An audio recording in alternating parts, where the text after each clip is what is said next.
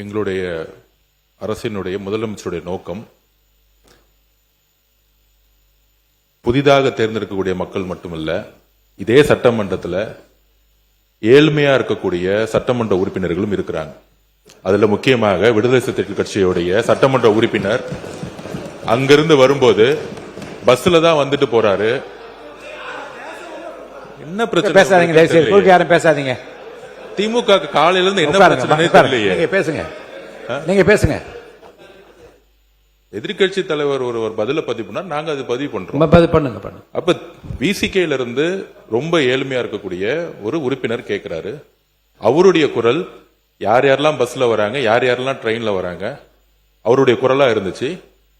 அப்ப முதலமைச்சர் அனௌன்ஸ் பண்ணும் பொழுது பொதுவா அவையை பொறுத்த வரைக்கும் எல்லோரும் சமம்னு நினைக்கக்கூடிய ஒரு முதலமைச்சர், அதுதான் ஒரு புரோட்டோகால். அப்ப எங்க பொதுச்செயலாளர்கிட்ட கார் இருக்கு, என்கிட்ட கார் இருக்கு, இங்க இருக்கக்கூடிய எல்லாருக்கும் கார் இருக்கு. நாங்க போய் சட்டமன்ற உறுப்பினர் கார் வேணும்னு கேட்க போறது இல்ல. இது ஒரு அடிப்படையா இருக்கவங்களுக்கு புரிதல் இருக்கும். அரசியலா நினைச்சாதான் இது அரசியல். எங்க ஏழ்மையா இருக்காங்களோ அவங்க விண்ணப்பத்தை கொடுப்பாங்க. இது சட்டமன்ற உறுப்பினர்களுடைய ஒரு உரிமையா மாற்றப்பட்டு தமிழக வெற்றி கழகத்துல யார் யாருக்கெல்லாம் கார் இருக்காங்களோ நாங்க யாருமே கார் கேட்க போறது இல்ல. இதுதான் எங்களோட நிலைப்பாடும். இதுதான் எங்களோட நிலைப்பாடும். எங்க கிட்ட 2-3 கார் இருக்கு, நாங்க போய் சட்டமன்ற உறுப்பினர் கார் கேட்க போறது இல்ல. நம்ம மன்னார்குடி எம்எல்ஏ சொன்னாரு, என்கிட்ட 4 கார் இருக்கு, ஆனா என்னுடைய தனிப்பட்ட கார்ல போகும்போது அரசு அதிகாரிகள் முன்பு அரசு கார்ல போனா நான் ஒரு மரியாதை இருக்கு. இப்ப மாண்புமிகு எதிர்கட்சி தலைவர்கிட்ட 2-3 வீடு இருக்கு, ஆனா அரசு பங்களால இருக்கிறாருல. அவர் லெட்டர் என்கிட்ட தான் கொடுத்தாரு, பொதுப்பணித்துறை அமைச்சரா என்கிட்ட தான் கொடுத்தாரு. எனக்கு அரசு துறையுடைய பங்களா வேணும்னு கொடுத்தாரு. உடனே நம்ம கேட்க முடியுமா? மாண்புமிகு எதிர்கட்சி தலைவருக்கு 2-3 பங்களா இருக்கு, அதனால அரசு துறை பங்களா கொடுக்க மாட்டோம்னு சொல்ல முடியுமா? எங்களுடைய முதலமைச்சர் சொன்னாரு, அவர் கோரிக்கை கொடுத்தாரு, உடனடியா கொடுத்துருவோம்னு சொன்னோம். இது உடனே இல்ல இங்க இருக்கவங்க எல்லாருக்கும், அதாவது இங்க இருக்க எல்லாருக்கும் பங்களா கொடுக்கலாமான்னு கிடையாது. இது ஒரு புரோட்டோகால், அவ்வளவுதான். இந்த புரோட்டோகால்ல அமைச்சர்களுக்கு கார் கொடுக்கப்படுது, வீடு கொடுக்கப்படுது, 4 உதவியாளர் கொடுக்கப்படுறாங்க. அப்ப சட்டமன்ற உதவியாளர் கிடையாது, சட்டமன்ற வீடு கிடையாது.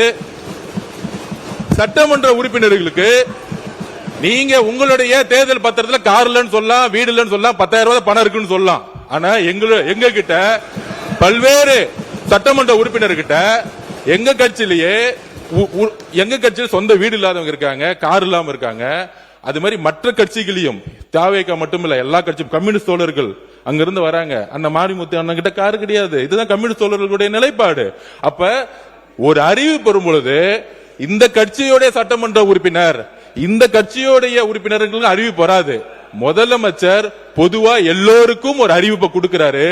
அதுல தமிழக வெற்றி கழகத்தோட நிலைப்பாடு, ஏற்கனவே கார் இருக்கவங்க அப்ளை பண்ண மாட்டாங்க, இதுதான் நிலைப்பாடு. இது எல்லா கட்சியோட நிலைப்பாடு அப்படிதான். ஆனா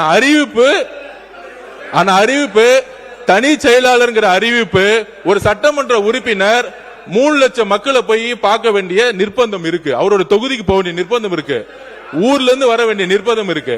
அதனால இது ஒரு உரிமையா பண்ணிருக்கார தவிர இதுல ஆடம்பரம், காருங்கிறது ஆடம்பரம் கிடையாது, மக்களை சந்திக்கக்கூடிய ஒரு தேவை. ஊழல் இல்லாத சட்டமன்ற உறுப்பினர்களுக்கு கார் இன்னைக்கு தேவை, மக்களை பார்க்க போனோம், அதுதான் நாங்க பதிவு பண்றோம்.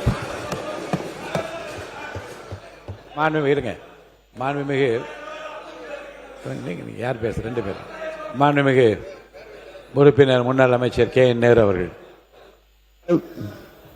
பேரவைத் தலைவர் அவர்களே, மாண்புமிகு எதிர்கட்சி தலைவர் அமைச்சர் அந்தஸ்தில் இருக்கிறார். அவருக்கு அது அவருடைய உரிமை, அரசாங்கம் தருகிறது. எனவே அந்த வீடு கொஞ்சம் உட்காருங்க. எனவே அவர் அந்த அரசாங்க வீட்டில் இருந்து பணியை கவனிக்க வேண்டும் என்பதற்காக அந்த வீட்டை கேட்டு வாங்கியிருக்கிறார்கள். ஆனால் நான் கொஞ்சம் இருங்க, பேசி முடிக்கட்டும். நான் சொல்றேன், நீங்க பேசுங்க. நாங்க கார் வேணான்னு தானே சொல்றோம், உங்கள்கிட்ட வேணும் நான் கேட்கிறேன். கார் வேணான்னு சொல்றேன். அவர் சொல்றாரு 2-3 கார் வச்சிருக்கான், இங்க கூட அந்த நிலையில் தான் இருக்கு அப்படிலாம் சொல்றாரு. நான் கார் வேணாம், ஏற்கனவே அரசாங்கம் செலவு வைக்குது, கார் வேணான்னு சொல்றேன்.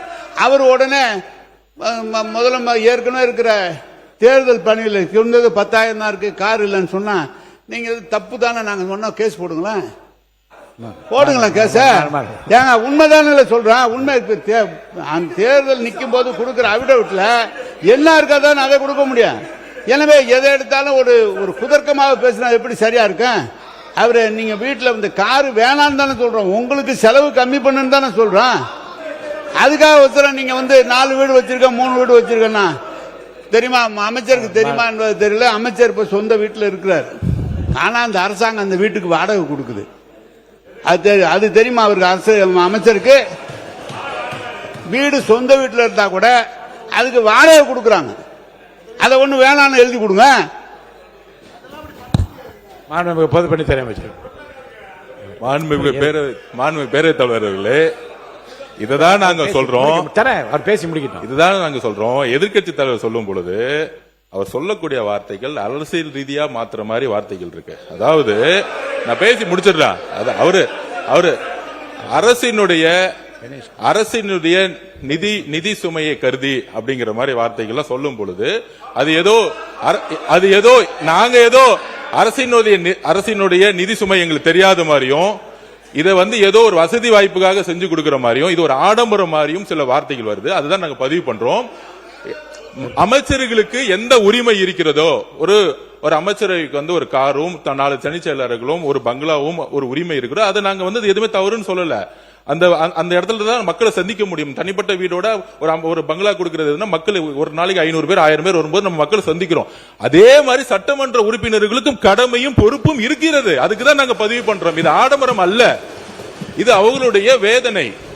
அதுதான் நான் சொல்ல வரோம். அதாவது நம்மளுடைய என்ன சொல்றது, தேர்தல் இதுல 10,000 ரூபாய் இருக்குன்னு சொல்லிட்டு ரேஞ்ச் ரோவர் கார்ல போகக்கூடிய அமைச்சர்கள் இங்க கிடையாது. எங்களுடைய தேர்தல் அறிக்கையில எங்களுடைய நாமினேஷன்ல என்ன இருக்கோ, நாமினேஷன் என்ன இருக்கோ அதுதான் நாங்க பதிவு பண்றோம். நாங்க ஆக்சுவலா அதனால சில வார்த்தைகளை என்னன்னு தெரியல. இன்னைக்கு எதிர்க்கட்சி தலைவர் காலையில இருந்து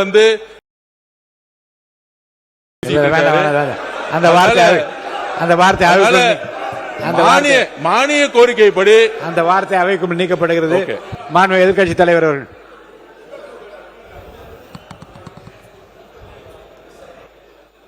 பேரவைத் தலைவர் அவர்களே, எங்களுடைய தலைவர் இதை அரசியல் செய்வதற்காக கிடையாது.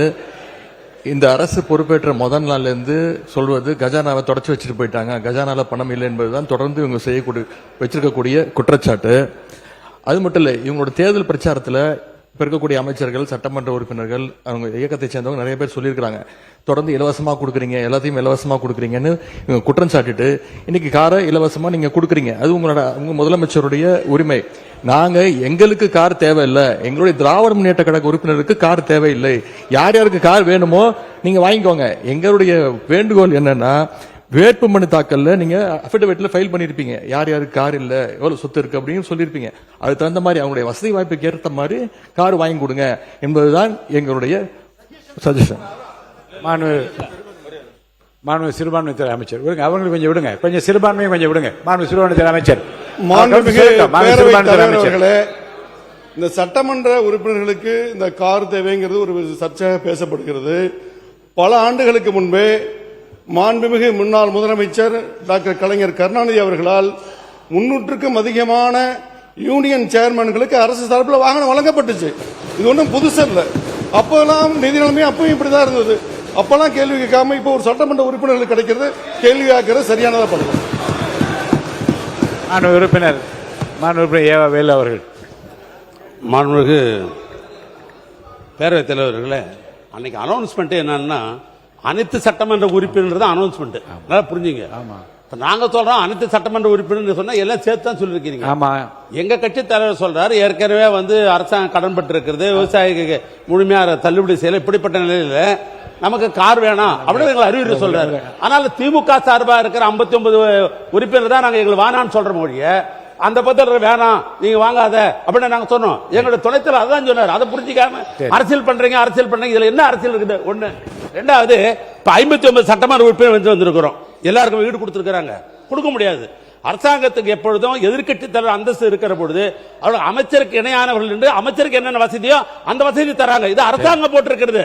நீ நானும் பார்த்துல அது புரோட்டோகால். அது அந்த புரோட்டோகால் பிறகு அரசாங்கம் தான் நீங்க கொடுத்திருக்கீங்க. அப்புறம் அரசாங்கமே கொடுத்துட்டால் குறை சொன்னா என்ன அர்த்தம்? அதுவும் தவறு. அதனால புரிஞ்சுன்னு பேசுங்க. ரெண்டாவது, நாங்க எங்களை பொறுத்தளவுக்கு நீங்க கஞ்சாடை காட்டினால காட்டினாவே நாங்க ஒத்துழைக்கிறோம். ஆனா சட்டமன்றம் பெரும்பான்மையாக பிரச்சனைக்கு யாரு ஆளாகிறாங்க? அந்த பகுதியில் இருக்கிறதா பிரச்சனை எழுப்பி உங்களுக்கு ஒத்துழைக்கல. இல்ல மாண்பு உறுப்பினர், இல்ல எல்லாருடைய ஒத்துழைப்பும் சிறப்பாக இருக்கிறது. திருப்பி முடிச்சிடலாமே இதை. இல்ல சொல்லிட்டாங்களே. இல்ல உங்களுடைய இல்ல உங்கள் நிலைப்பாட்டை தெளிவா சொல்லிட்டீங்களே. பேசுங்க. மாண்புமிகு பேரவைத் தலைவர் அவர்களே, சிறுபான்மைத்துறை அமைச்சர் அவர்கள் சொன்னார், சேர்மனுக்கெல்லாம் தலைவர் கலைஞர் கார் கொடுத்தார். சட்டமன்ற உறுப்பினருடைய பணி வேறு, உள்ளாட்சி பிரதிநிதிகள் உள்ளாட்சியிலே தலைவராக இருக்கிறவருடைய பணி வேறு. அவங்க நேரடியாக ஒவ்வொரு இடத்துக்கும் சென்று பார்க்க வேண்டும். கொஞ்சம் தயவு செய்து சொல்றேங்க, கொஞ்சம் கேளு தம்பி. உள்ளாட்சித்துறை அமைச்சர் கொஞ்சம் இருங்க. காரு எங்களுக்கு வேணான்னு சொன்னதுக்கே இவ்வளவு கோவப்படுறீங்க. கொடுத்தன்னு சொல்றாரு. ஒரு உள்ளாட்சி துறையில சேர்மனா இருக்கிறவரு, 30 பஞ்சாயத்தை பாக்குறவரு, 30 பஞ்சாயத்தை நிர்வாகத்தை பாக்குறவரு. சார், செக் பவர் உங்களுக்கு இருக்கா? சட்டமன்ற உறுப்பினர் செக் பவர் இருக்கா? உள்ளாட்சி பிரதி தலைவருக்கு செக் பவர் உண்டு. எனவே நீங்க உள்ளாட்சி தலைவர் அது கொடுக்குறோம். மாண்புமிகு பேரவைத் தலைவர் அவர்களே, மாண்புமிகு பேரவைத் தலைவர் அவர்களே, அண்ணா ஒரு நிமிஷம், அண்ணா ஒரு நிமிஷம், மாண்புமிகு பேரவைத் தலைவர்களே, மாண்புமிகு மூத்த உறுப்பினர் கேட்டாரு சட்டமன்ற உறுப்பினர் செக் பவர் இருக்கான்னு அப்படின்னு. செக் பவர் இல்ல, ஒத்துக்கிறோம். ஆனால் மக்களுடைய எதிர்பார்ப்பு என்ன? அந்த புதிய சட்டமன்ற எதிர்பார்ப்புன்னா, பெரும்பாலும் தேர்தலில் நாங்க பிரச்சாரத்துக்கு போகும்போது சொன்னது, நிறைய இடத்துல எம்எல்ஏவை நாங்க பார்த்ததே கிடையாது. எம்எல்ஏ ஓட்டு கேட்கும் போது வந்தாரு, அதுக்கப்புறம் வரவே இல்ல. மழை வரும்போது வரல, எங்க குறைய கேட்க வரல. ஏன் தொகுதியிலேயே அது இருந்துச்சு, எம்எல்ஏ ஆபீஸ் கூட இல்லன்னு. அப்ப மக்களுடைய எதிர்பார்ப்பு என்னன்னா, சட்டமன்ற நாங்க தேர்ந்தெடுக்கப்பட்டு எங்களுடைய கோரிக்கையை நிறைவேற்றுவது எங்களை முதல் பாருங்கன்னு சொல்றாங்க. அப்ப பாருங்கன்னு சொல்லும்போது நடந்து போய் பார்க்க முடியாது. ஒவ்வொரு சட்டமன்றத்தை இடத்துல பார்க்கும்போது கிட்டத்தட்ட 3 லட்சம் பேர் இருந்தாங்கன்னா, இப்ப 7 வார்டு இருக்கு என் தொகுதியிலனா, 7 வார்டு நம்ம நடந்து போய் பார்க்க முடியாது. அப்ப இது ஆடம்பரம் கிடையாது. இது அரசியல் ரீதியா நம்ம அமைச்சருக்கு எப்படி மூத்த உறுப்பினர் சொன்னாரோ அது அரசே கொடுத்திருக்க. சட்டமன்ற உறுப்பினர்களுக்கு இது ஆடம்பரம் கிடையாது. ஒவ்வொரு சட்டமன்ற உறுப்பினர் மக்களை போய் சந்திக்க வேண்டும் என்ற எண்ணத்தில் தான் மாண்புமிகு முதலமைச்சர் இந்த காரை அனௌன்ஸ் பண்ணியிருக்காரு.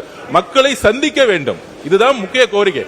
சந்திக்கும் போதுதான் அனைத்து டிபார்ட்மெண்டோடைய ஒவ்வொரு ஆபீஸ்க்குள்ள போய், இப்ப நீங்க உள்ளாட்சி துறையெல்லாம் ஆபீஸ்ல உட்கார்ந்துட்டு ஒரு சட்டமன்ற உறுப்பினர் கேள்வி கேட்கும் போது அது அதிகாரிகள் உள்ளபடியே ஒரு பயம் வரும். இல்ல வீட்டுக்குள்ளேயே உட்கார்ந்துகிட்டு நம்ம ஒரு அரசியல் செய்ய முடியாது. மக்களுடைய தேவைகளை ஒவ்வொரு தெருவா செய்யணும். அதுக்குதான் இந்த இதை தவிர இது ஆடம்பரம் கிடையாது. எதிர்கட்சி தலைவருடைய நிலைப்பாடுல நாங்களும் இருக்கோம். யார் யாருக்கெல்லாம் கார் இருக்கு அவங்க ஆட்டோமேட்டிக்கா யாரும் அப்ளை பண்ண போறது இல்ல. ஆனா ஒரு முதலமைச்சருடைய அறிவிப்பு பொதுவான அறிவிப்பா தான் இருக்க முடியும். இதுதான் ஒரு அரசுடைய புரோட்டோகால்.